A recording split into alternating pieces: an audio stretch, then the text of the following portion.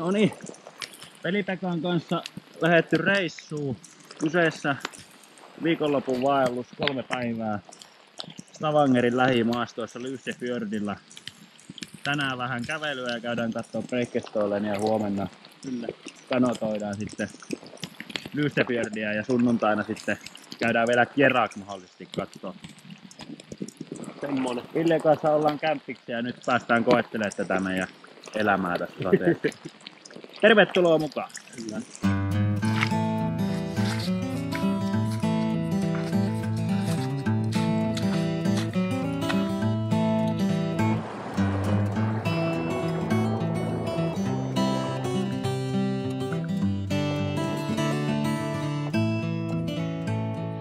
Muuten ihan jees, mutta mäkiä on aika paljon. Ei ihan hirveän kovaa mennä. Ei oo tällaista alueella. Ei. Keski-Suomessa pikkasen.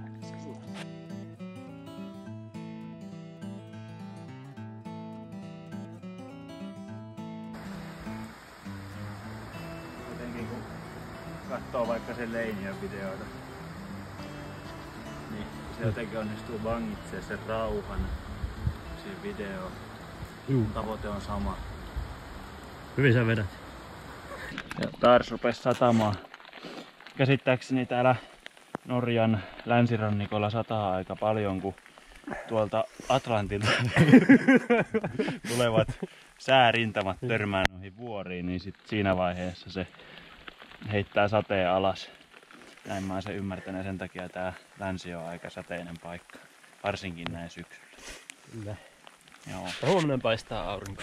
Eli siihen me luotetaan.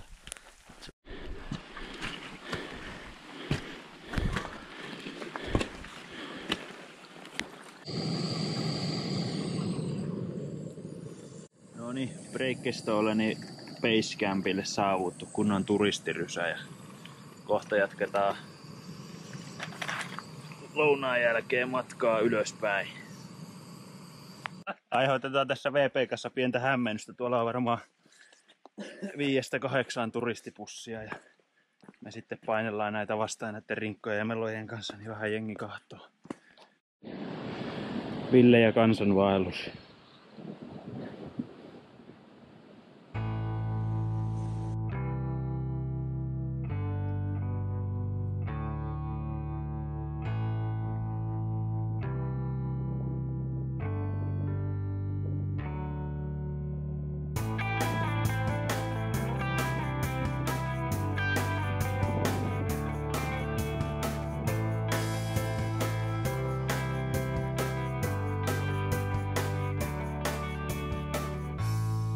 Vähän sattunut sumunen keli, niin ei oikein nähdä maisemia, mutta sääli sinänsä. Mutta perille päästiin. Tää on yksi hienoimmista paikoista, missä mä oon ikinä käynyt. Tosta on siis 600 metriä korkea pystysuora pudotus alas tonne vuonolle. Sitä voi miettiä, että toikin on tossa aika lähellä reunaa. Tänään oli vähän sumunen keli, joten ei nähty ehkä ihan kaikkea, mutta mä kävin tässä kerran aikaisemmin ja silloin oli tosi kirkas keli, niin mä laitan sen videon tähän perään. Tästä näkee, kuinka hienosti tuolta aukeaa pitkälle näköalat tonne vuonolle.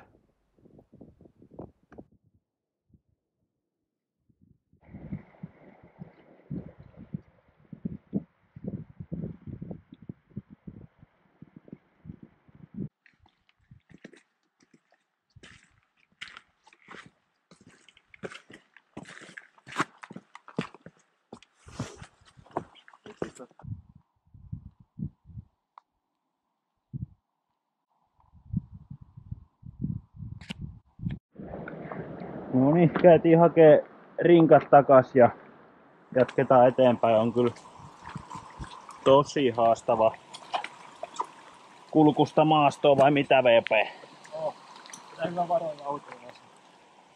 Jep. Mut joo, oli toi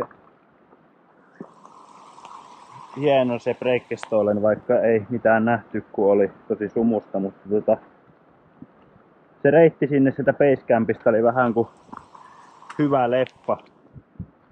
Se koko ajan oli hienoa maisemaa, mutta se ei kuitenkaan spoilannut sitä vuonoa, vaan sitten kun sinne pääsi, niin sieltä sitten näki sen vuono, vaikkakin oli vähän sumusta, mutta voi vaan haaveilla minkälainen se olisi ollut ilman sitä sumua.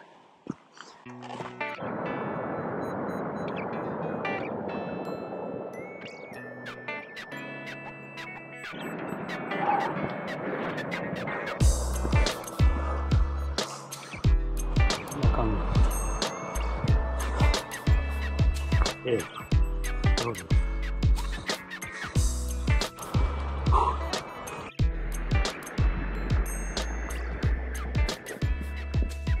Joo, tultiin tauolle tämmöiseen järven viereen ja nyt sitten pitäisi jatkaa vielä eteenpäin, kun me haluttais aamulla ton vuonon kylkeen heti aamusta, jotta päästä sitten melomaan, mutta sinne on vähän vaikea päästä, kun ne reunustat on niin jyrkät, niin pitää vähän etsiä paikkaa ja kävellä pitkälle, että sen löytyy. Mutta eteenpäin mennään. Eteenpäin mennään.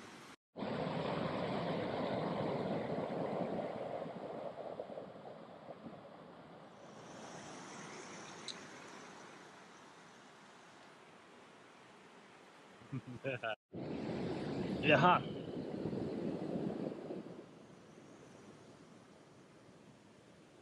Sieltä löytyy. Hyvä setti.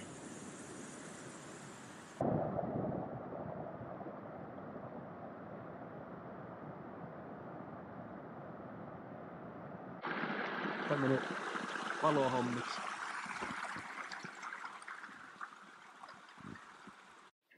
Tää on yllättävän haastavaa, kun tää liikkuu täällä pimeässä. Ei ole 1 eikä 2 kertaa, kun on mennyt nilkat heittää rallia. Varsinkin kun tää on tämmöstä mäkistä vuorivuostoa.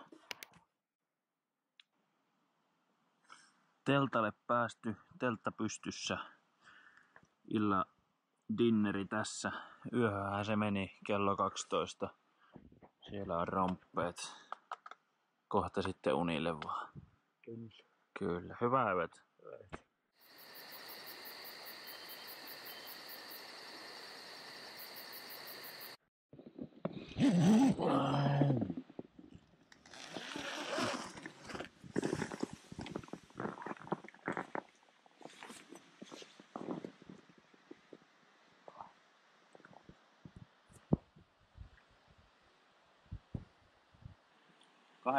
Ei kun 7.30 herättiin ja nyt aamupalaa ja kohta pakataan kimpsut ja kampsut ja sitten lähdetään tänne alas ja lähdetään kumiveneille.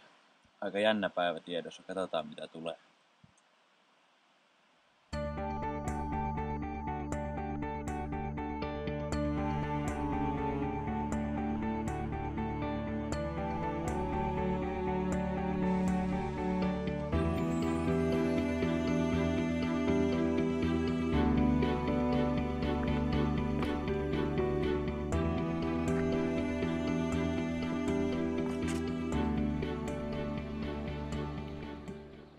Noi backraftit kyllä tosi käteviä, kun ne menee tuollain rinkkaa, eikä ne hirveän paljon painakkaa ehkä teltan verran.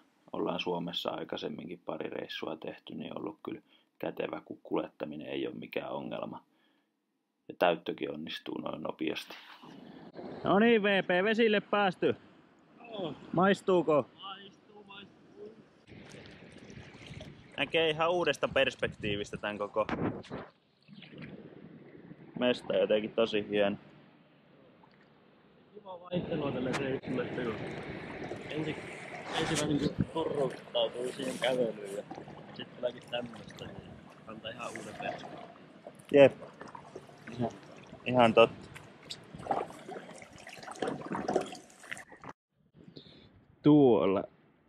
Tuolta vuorelta löytyy Breikkestoole, missä eilen oltiin, niin ihan hyvä matka käveltiin tosta kuitenkin eilen. Ton vuoren takaa, ton vuoren reunamaa ja tonne jonnekin. Siellä nukuttiin ja nyt ollaan vähän tultu taas eteenpäin.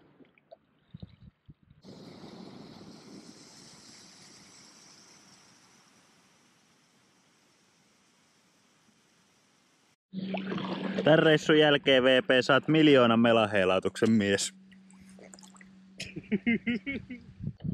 Tässä kahvitauolla. Ihan chillimeno.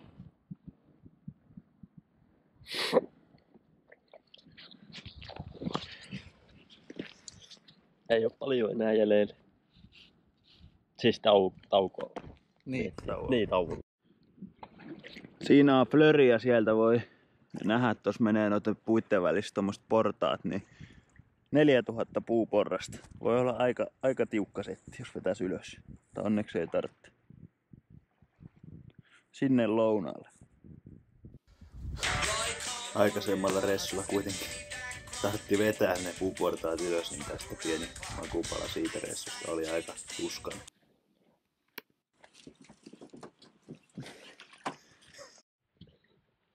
Ootko sä VP rymynyt jossain?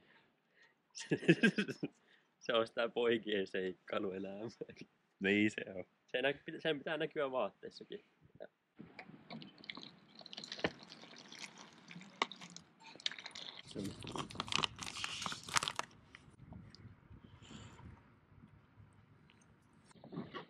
Siitä on lounas syöty ja matka jatkuu. 10 kilsaa on tultu ja 10 vielä edessä. Ja siellä VP toimittaa itsensä kumiveneeseen. Fiilis on ihan hyvä, saatiin syötyä ja nyt on taas energinen meininki jatkaa.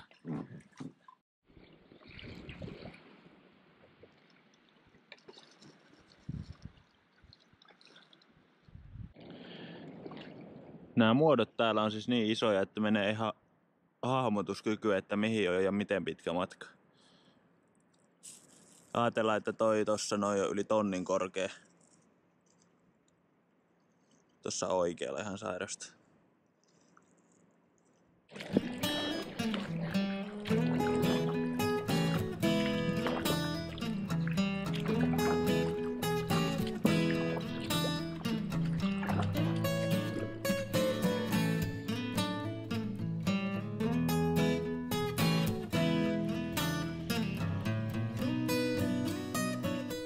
Huomenna mennään sitten ton kierrokin päälle, se on tossa toi oikealla oleva vuoren huippu. Niin perille saavuttu 20 kilsaa tänään melottu ja tuolta perältä tultiin aika pitkä matka. Fiilis on ihan hyvä, aika ilmasta on toi melominen, vaikka kyllä väsyttää, se on ihan totta. Ja paikka on ihan sika hieno ja fiiliskin on hyvä. Ja tästä sitten tänään hyvä, kun päästiin aikaisin perille, niin kerkee vähän tässä leirielämäkin. Jep.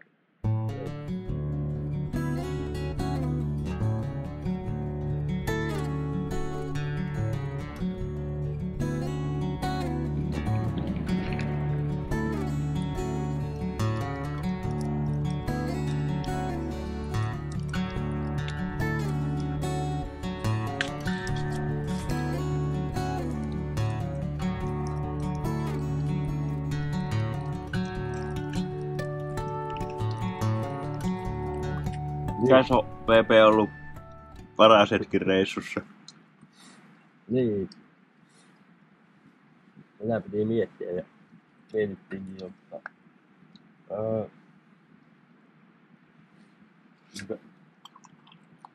parasta oli tänne saapuminen. Täällä on ihan superkauniin näköistä luontoa ja tämmöistä satukirjamaista niittyä. Ai niin, nyt tähän saapuminen. Niin. Niin. Ja sitten tuossa oli todella hieno sateenkaarit tuossa vesituloksen alla. Mutta tosi monta niin kaunista hetkeä ollut koko reissu aikana, että kun rupeaa muistelemaan, niin se ekaan päivä, eka nousu ja eka vesi sitten, se oli hauska, kun turhat luulot pois ja määräs koko reissun tahdin. Jep. Se hetki. Ja sitten yöllä oli se rautakettingin vasteisen ylitys, että piti siitä pitää kiinni, ei saanut pudota. Niin se oli tosi kuumottavaa, mutta kun ylitti sen, niin oli tosi hyvä fiilis. Jep. Tosi monta hyvää. Ihan totta. Meikälä ehkä toi, kun tultiin tänne, niin nyt tähän paikkaan, niin tossa viimeisenä oli toi kerakki ja sen noin seinämät, niin se oli kyllä tosi siisti. Ja sitten toisaalta se yösiirtymä eilen. Joo. Se oli kyllä kans siisti, kun nähtiin niitä norppia, ei kun noita noita hylkeitä aika paljon. SEAL-tiimi seurasi meitä. Tämä reissu on taas kasvattanut mukavuusaluetta. Ekana iltana käveltiin 15 kilometriä hyvinkin hankalassa maastossa ja tämä päivä me luottiin 20 kilsaa, niin siinä heikompaa ei rupea hirvittää. Niin, on sinähän tekemisen makua. Kyllä väsyttää nyt. Kyllä väsyttää. Tästä on hyvä mennä kohta unille sitten. Kyllä.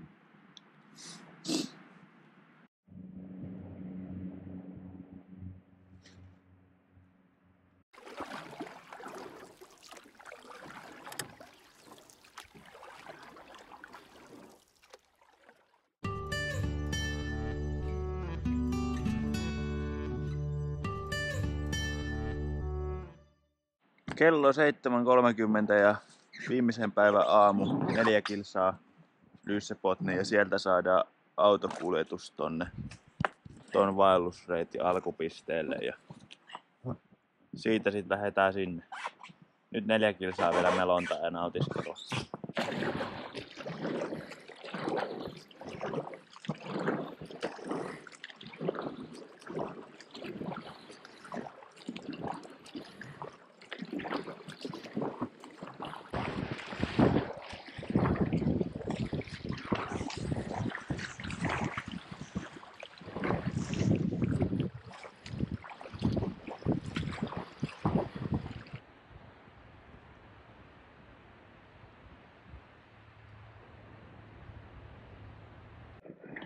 Lampi ylitetty.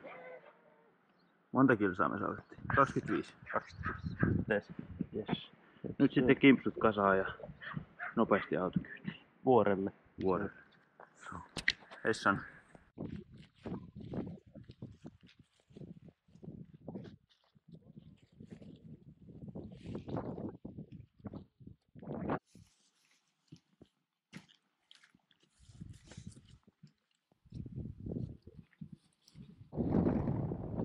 Tuonne Lyssebotnin kylään tultiin aamulla backrafteille ja sitten noustiin autolla tiet tonne ylös lähelle ja nyt ollaan kävelty tänne.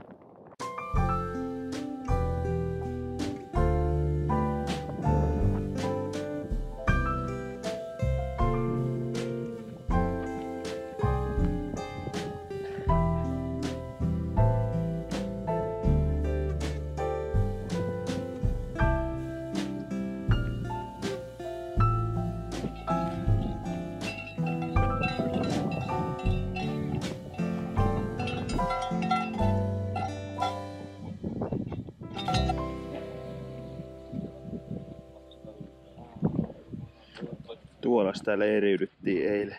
Nyt ollaan ylhäällä.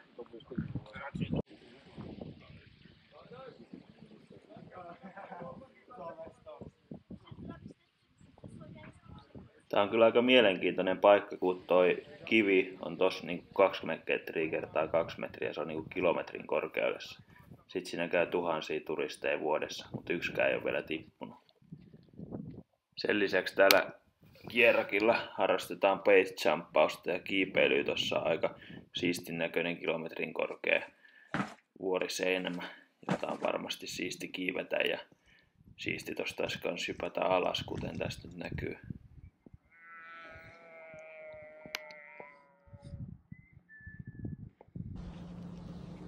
No, tääkin on vähän niinku semmonen mind game, että kun tossa niinku istuu, niin kyllä se rupeaa huippaamaan.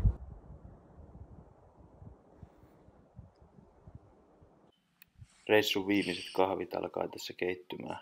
Ollut kyllä tosi makea ja jotenkin eeppinenkin reissu. Kuvitella nyt, että menee yhdellä Norjan hienoimmista ja jylhimmistä vuonoista kumiveneellä päästä päähän, niin on se kyllä aika läppä. Se ainakin kävi nyt selväksi, että meillä kävi sika hyvä tuuri kelien kanssa. Kovemmalla kelillä toi ei olisi kyllä millään mahdollista noilla backrafteilla. Mutta tällä nätillä kelillä se oli ihan täydellistä. Takana hieno seikkailu. Huonoa pitki. 20 kilsaa kävelyä ja 25 kilsaa soutamista. Ja tähän tää nyt sitten päättyy. Oli kyllä hieno reissu. Kiitos. Olit mukana. Oli vörtti. Kyllä. Heippa.